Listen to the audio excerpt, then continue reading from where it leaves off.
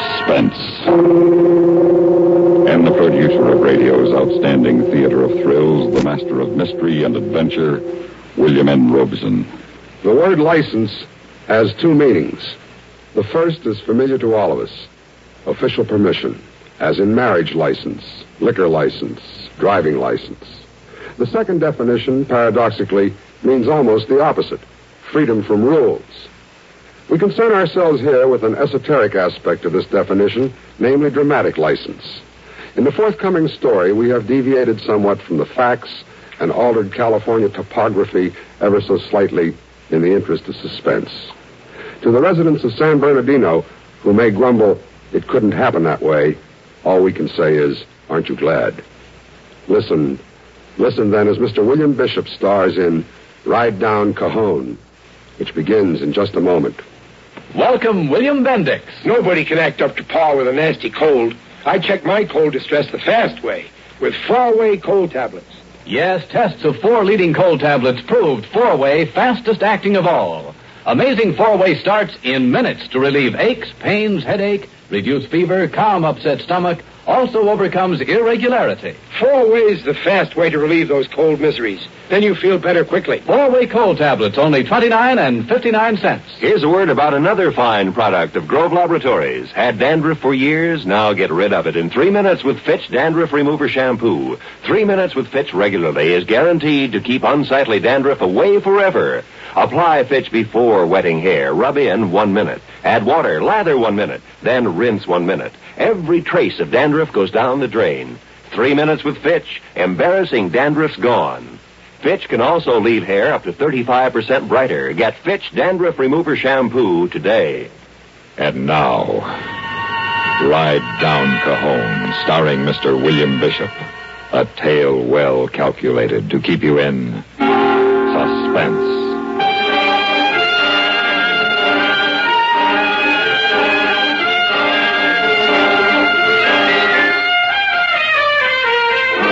Main gateways to California. Route 40 over Donna Pass in the north and Route 66 over Cajon Pass in the south. I don't know anything about Donna, but Cajon Pass, I know. You see, I'm night man at Ella's Tip Top Cafe at the summit of the pass. And I live down the hill in Badu. That's San Bernardino. Down the hill.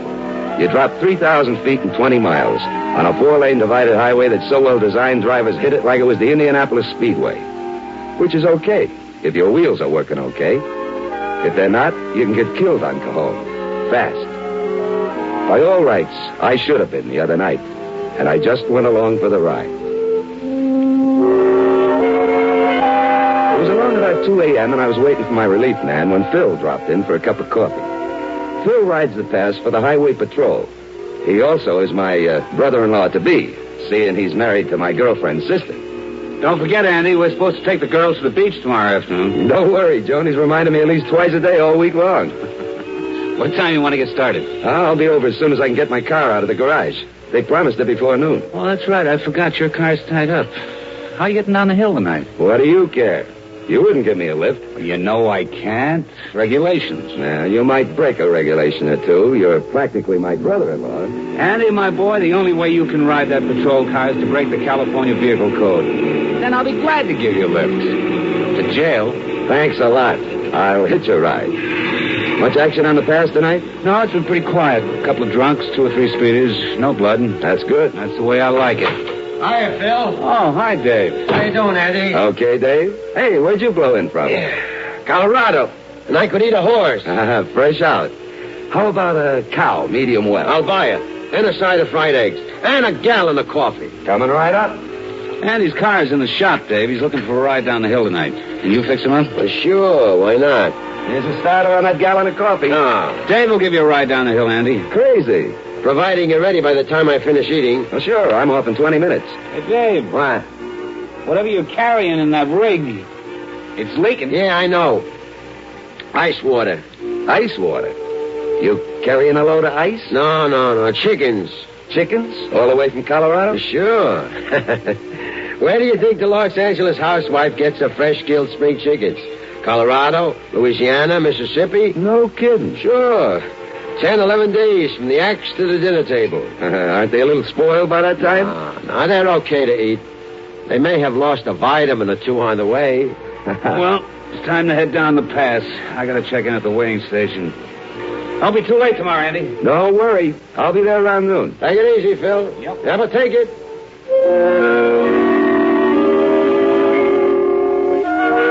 By the time Dave had eaten his steak and eggs, my relief man had checked in, and I was through for the night. We walked out into the chill desert air. Route 66 stretched endlessly toward the east, marked only by the yellow pinprick of an approaching car. The melting ice water dripped steadily from Dave's loaded trailer.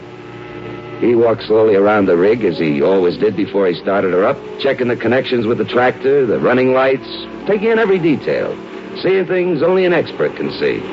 He was so serious about it, I nearly laughed. Think she'll make it? If everything holds together. Doesn't it always? It always has. So far. Dave swung into the cab and fired up the big diesel. I clambered him after him, and he nosed his big 10 tons of refrigerated chickens out onto the westbound lane to Highway 66. He ran her through the gears, and when we got up to speed, it finally was quiet enough to talk without yelling at each other. When are you and Joni going to do it? Sooner the better. She wants to be a June bride. So it'll be June. Yeah, I guess so.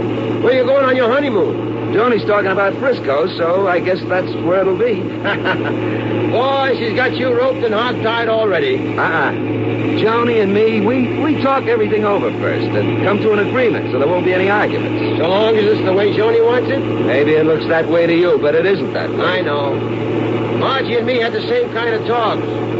But that's as far as it ever got. Talk. It's different with Joni and me. For sure it is. If every guy didn't think it was different, there wouldn't be no more marriages. Tell me something, Andy. Honest. What? If you could pull out, if you could keep right on going tonight, on into L.A. and down to San Pedro, and get on a slow boat to China and never come back, wouldn't you? Of course not. Joni and I are in love. That's not what I'm talking about. But on the level, Andy, aren't you a little scared? Huh? Yeah, I guess so, a little. I didn't like Dave talking that way. I knew he was only kidding me, but it was like he was reading my mind. How did he know that was exactly how I felt? Scared of getting married and guilty because I felt that way. Our lights picked up a sign on the right. Summit Cajon Pass, elevation 4,301 feet.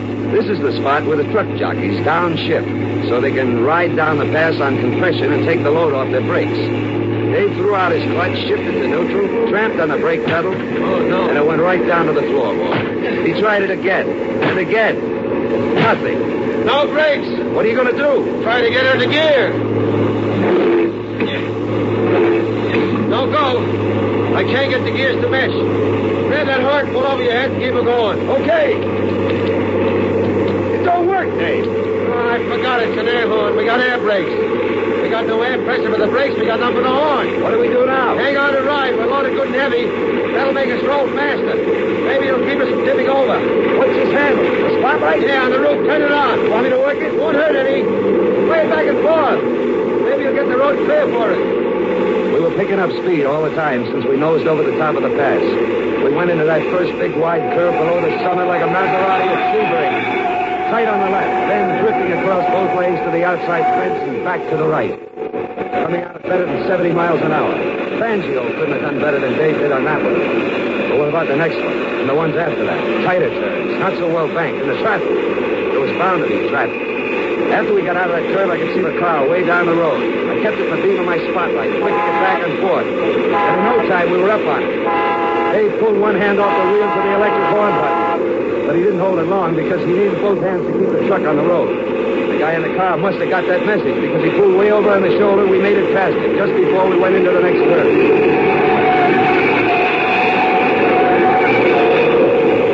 Came out of that one at 75. But a slight dip and an incline slowed us down a little. Then we came over the top. My heart stopped. A half mile down the road with two cars, one in each lane. Neither one was giving way to the other. Put your light on the left one. We'll need that lane to make it. I kept my light in his back window, but he didn't move. Dave hit the horn. Still a moving roadblock didn't break. We were getting closer. Why wouldn't they move? Why wouldn't they move? Get over! Get over! I I can read the license plates clearly now, too clearly. Colorful Colorado, New Mexico, land of enchantment.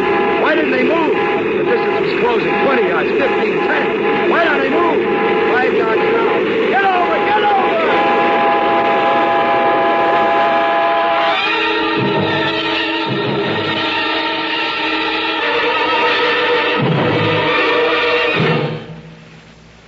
In a moment, we continue with the second act of Suspense. Before the 1920s, big city comics could bring down the house with jokes about country bumpkins. In rural areas, the city slicker was the target of the joke. But that was all before the days of network radio. Since then, the gaps in understanding between city and country dweller have been filled in by networks like the CBS radio network. Now, when important news events take place as far away as Tokyo, farmers learn the facts as quickly as their cousins in the cities. The musical genius discovered in a European concert hall soon is heard in the smallest town in America. A busy housewife learns the latest fashion note from Paris. The man driving tomorrow's milk to market keeps up with the latest details on intercontinental ballistics. The square dance is popular in the most sophisticated city circles. The rancher knows what's happening on the New York Stock Exchange, while the grocer in town knows about problems on the farm. Thus, a radio network like our CBS radio network brings together those whom geography used to keep apart. And now, starring Mr. William Bishop, Act 2 of Ride Down Cajon.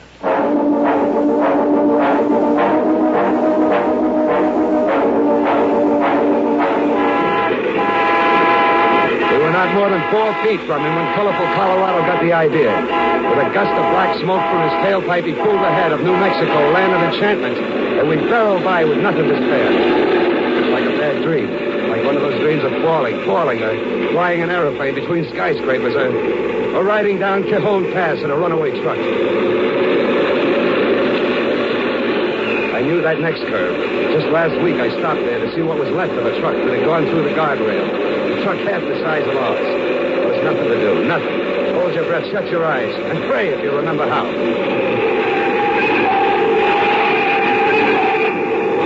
You can breathe again. You can open your eyes. You're not in a flaming heap in the bottom of the canyon. You're still alive. You're still hurtling down the pass at a mile a minute with no brakes. Andy? Yeah? Didn't Bill say he was going to check in at the weighing station? Yeah, I think he did. Think he'll still be there? I don't know. Maybe. I'm going over to the right lane. Weighing station just over the next ride. If he's still there, maybe he can help us. How? How do I know? There he is. He's just getting in his car. Get on that spotlight, flash it in his eyes. You only got one chance. Yell at him, wave at him when we pass. Hey, Phil! Phil! Hey, Phil! Did he see you? Yeah, he must have thought we were clowning. He just waved back. Don't sound like it. No. His red lights are on. He's coming after us. At the speed we were going, it seemed to take forever to Phil to catch up to us. Dave slowly, carefully edged the swaying rig over in the left lane so Phil could pass on my side of the cab. We were barreling down a straight stretch of the pass now, where the eastbound lane was only separated by a divider. The big trucks climbing the grade kept flashing their lights, signaling to us to dim ours. But Dave couldn't fool with a dimmer switch and handle the wheel, too. So he had to take the angry glares full in his eyes. Finally, Phil drew up alongside us. What's the matter with you guys? Lost our air, no brakes. Can't he get her into gear? Tried to. She's rolling too fast. Okay. I'll clear the lane for you. Phil floored the gas pedal and pulled out in front. Sirens screaming, red lights flashing, and I breathed once more. Riding parallel like that at 60 plus, with that trailer slewing behind us, anything could have happened. Well, that's something. What? It's Phil out there. We don't have any traffic problems. And we don't have any brakes either. Well, that's just news. With Phil out front, I didn't have to work the spotlight anymore. I set it straight ahead so Dave wouldn't be in any danger of overdriving his headlights. I could see into Phil's patrol car. He was talking into his radio mic. He's calling in, Dave. Don't know what good that'll do. Well, maybe somebody will figure out how to stop this thing. Too late for that. What do you mean? Ought to have escape ramps on this road like they have on the ridge route. Where'd they put them? You got the eastbound lane on one side, the canyon on the other. Yeah. I looked out, down into the canyon. Dark, black. Then far down I saw the twin lights of a double-headed diesel crawling up the pass with a load of freight. The road ahead seemed straight and level. But that train reminded me what a grade it really was. 2 engines pulling, and at the tail another pushing. Crawling up the pass at 10 miles an hour while we shot down at a mile a minute. After the right would turn off, we had another long curve. Almost a 90-degree turn. Long and gradual. But at this speed it'll be tough. My tires always screeched when I came through it, and I had brakes. There was nothing for me to do down at the spot where you set dead center. So I just sat there while Dave did all the work. Sweat dripping off his forehead as we went into the curve. His arms straining at the wheel, turning it a little, then easing off, turning it again, coaxing that crazy rig through with every part of it.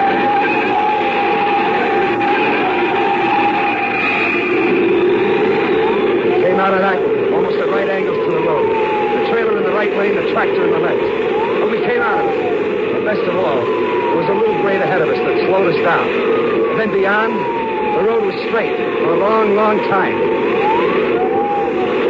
Past the firehouse, and the Light Hill Creek cutoff. And then it's still downhill, but much more gradual. And then you're out of the canyon, and the desert stretches flat on both sides of the road. Hey, Dave, how about pulling up on the shoulder now? Too soft. We think for sure. I thought of the road ahead, all downhill. We'd lose speed, all right, but would we lose it quick enough to do us any good? There comes a time when you just can't keep going straight. The road ends.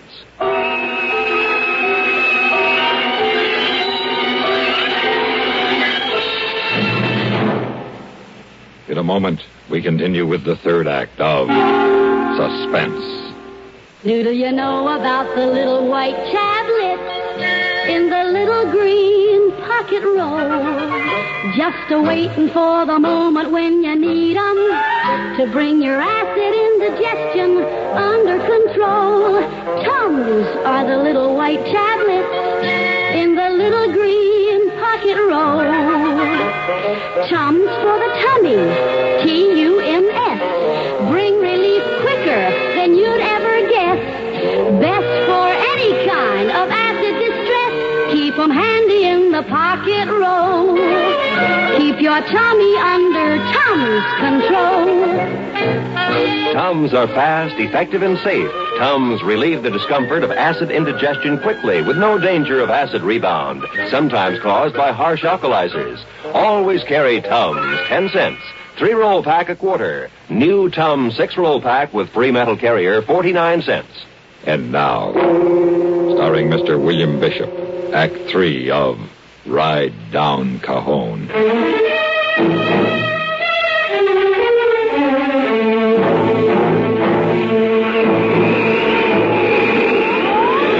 Our speed was down to 53 as we topped the last rise. Far ahead, way past the fire station, I saw a red light flash on and begin to move. Another patrol car. Bill's got reinforcements, but I don't know what good they'll do. We rolled on and on, all the time going faster. Our 53 was back to 60, 65. And as we hit the bottom of the pass and on into Badu, we were doing better than 70. Also, as we hit Badu, we were joined by a fourth in our parade. But this member wasn't as encouraging as the rest. He followed us with his siren blaring. It was an ambulance. Have you ever driven through a fairly large town at 70 miles an hour? Quite an experience. Up ahead, I saw the first police car ride over a dip and bob up and down like a teeter-totter. There's something I hadn't thought of. Hold on to your head, Andy. This dip may send you through the roof. The dip was bad, but it slowed us a little. And so did the next one. And the next. As we approached the bridge over the railroad yard, they got worse, and the creaking of the company between the cab and trailer screamed more each time. The dip on the bridge did it. There was a sudden surge. Half feet ahead, there was a jerk, a horrible noise. The trailer came loose. It's going over the railing onto the tracks. Well, at least now we don't have to worry about that load landing on top of us. Up ahead, Phil had seen what had happened. We were both in the left lane, and then Phil moved to the right, stuck his arm out the window, waved us on. Wonder what he wants. Looks like he wants us to come alongside. Yeah. Phil slowed down, and when we got alongside him, I leaned out the window. Got an idea. I'll pull ahead of you. You ease into me. If we can connect at the same speed, I may be able to stop you with my brakes. You hear him, Dave? Yeah. What do you think? Right, boys. We got to do something pretty quick. This road ends, and we can only make a turn at this speed. We'd roll for sure. Okay, Phil, let's 5 yards and stayed there for half a block. Then he slowed down. He's going too slow! Still too slow. We pushed him away. And look at his rear end. Here we go again! We almost got it. Just a little faster this time, Phil, and we won't push you away. Here he comes again. We did it! I think it may work, Andy! I think it may work! Once more, we smashed into the rear of the patrol car. And each time we slowed a little more. And the third time we connected and stayed connected. And Phil's brakes held us and brought us to a slowing stop. Less than half a block from where the street ends. We crawled down from the cab. Phil got out of the patrol car, and we just stood there, shaking, looking at the smashed-up rear of the patrol car and the smoking brake drums. And then I started laughing. I couldn't help it. It struck me as funny. What's so funny? I just thought of something. Well, let us in on it. We could all use a laugh. Do you know why my car's in the shop? I'll bite. Why? To have the brakes relined.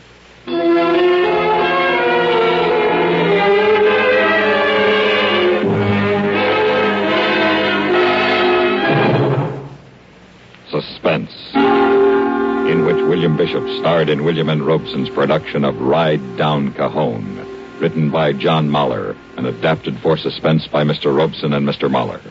In just a moment, the names of the supporting players and a word about next week's story of Suspense.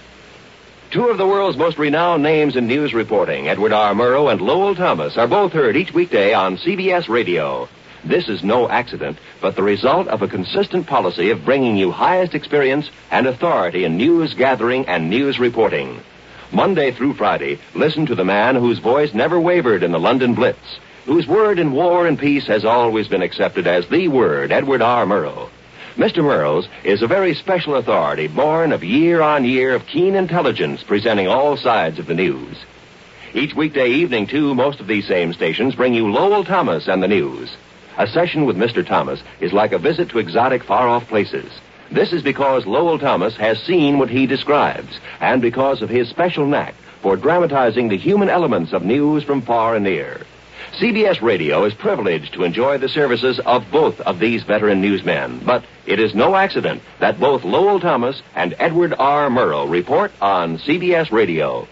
Supporting William Bishop in Ride Down Cajon were Bill Quinn and Joe DeSantis, with sound patterns by Bill James and Tom Hanley. Listen. Listen again next week when we return with Elliott Reed in Four of a Kind. Another tale well calculated to keep you in suspense.